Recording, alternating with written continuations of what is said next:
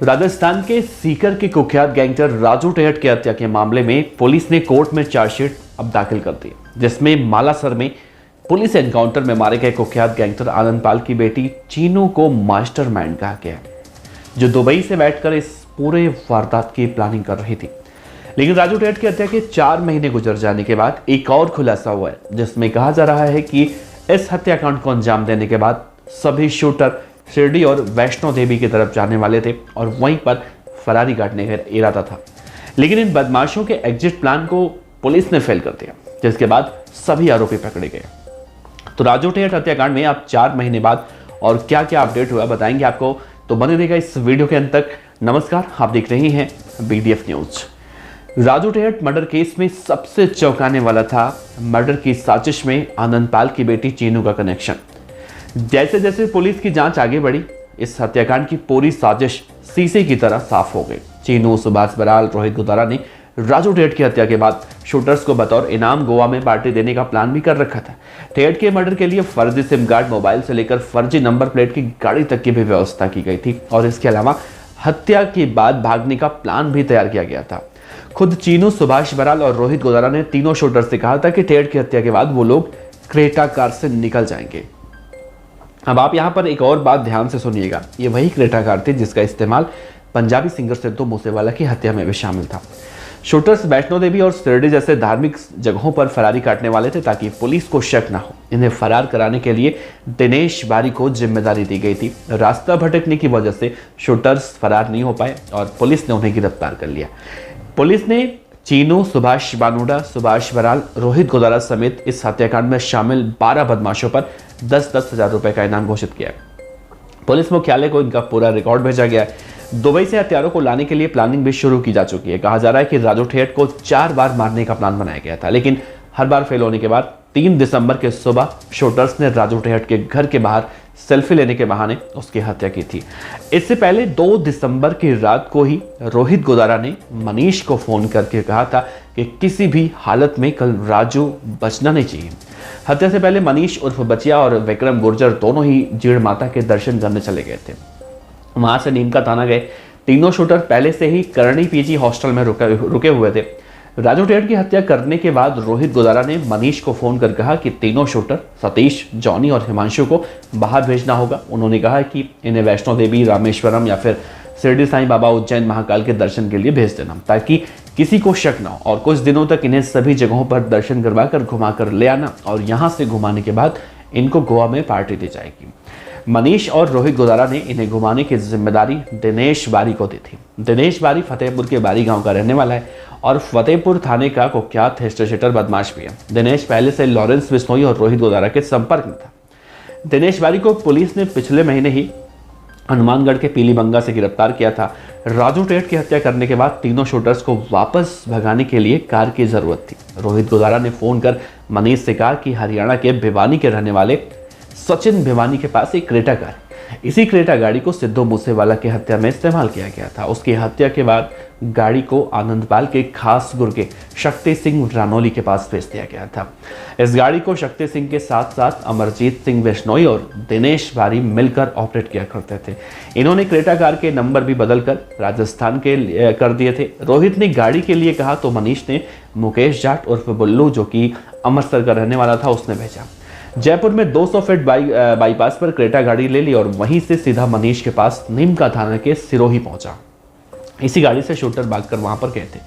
हत्या से पहले भागने के लिए खर्चे के लिए रुपए भी मंगवाए गए थे ताकि रास्ते में कोई दिक्कत ना हो। राजू टेहट की हत्या की पूरी प्लानिंग दुबई से की जा रही थी और इस हत्याकांड के बाद कोई भी पकड़ा न जाए, इसलिए फर्जी सिम कार्ड लेकर नए मोबाइल फोन भी मंगाए गए थे।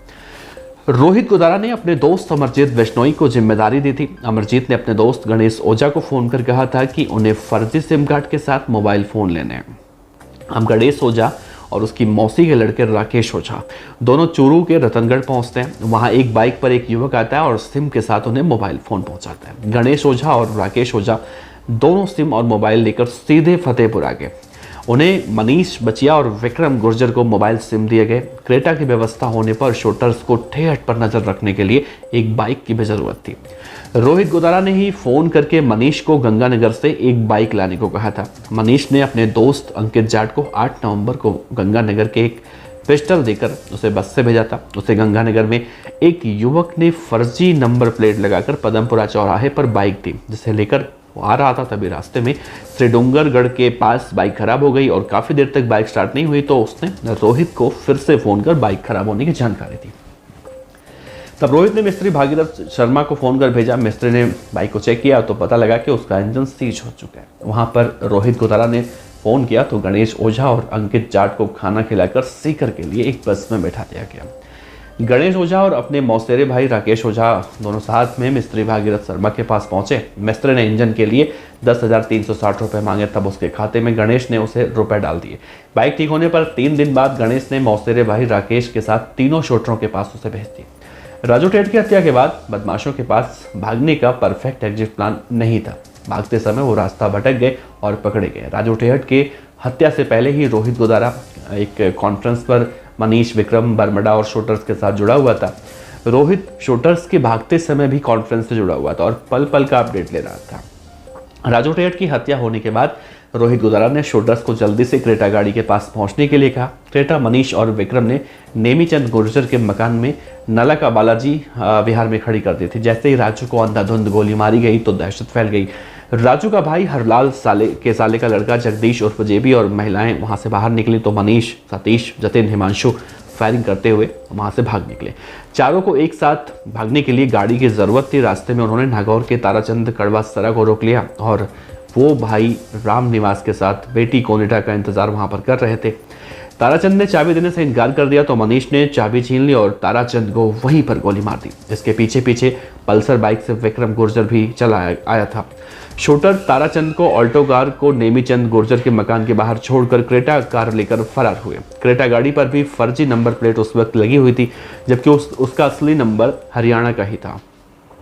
शूटर्स ने रोहित से बात करके शाकंभरी के रास्ते से होते हुए भागने का प्लान भी बनाया था। क्रेटा गाड़ी से मनीष, विक्रम गुर्जर, जॉनी, सतीश और हिमांशु शाकंभरी पहुंचते हैं और वहां पर उतरकर पहले इन्होंने अपने मोबाइल फ़ोन पर ज़मीन पर रखते हैं और पत्थर मारकर तोड़ देते हैं।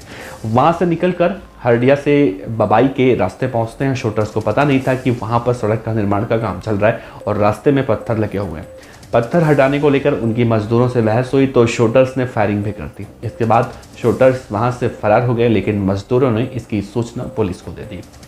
रात होने पर शूटर्स पैदल ही मंदिर में चले गए थे और वहां पर पुजारी ने खाना बनाने के लिए सामान दे दिया था। सुबह होने पर पुलिस ने इन्हें सर्च चलाकर जंगलों से पकड़ा। जय रेंज के आईजी उमेश चंद्र दत्ता ने राजू टेट हत्याकांड में चीनू, सुभाष बराल, सुभाष मोंड, रोहित गोदारा का नाम सामने आने पर 12 बदमाशों पर 10-10 हजार रुपए के इनाम का ऐलान किया। इसमें आनंदपाल की बेटी चीनू, बलबीर बानोडा का बेटा सुभाष बानोडा, आनंदपाल का खास गुर्गा सुभाष बराल, आनंदपाल का बिजनेस पार्टनर ईश्वर कुमावत, रोहित गोदारा, अमरजीत सिंह बिश्नोई, सरजीत बिश्नोई, वीरेंद्र चारण, कमल, डेलू, श्रवण, सीवर, राजकुमार प्रजापति, नवीन बॉक्सर और हरियाणा का इसमें नाम शामिल हुआ बताया जाए।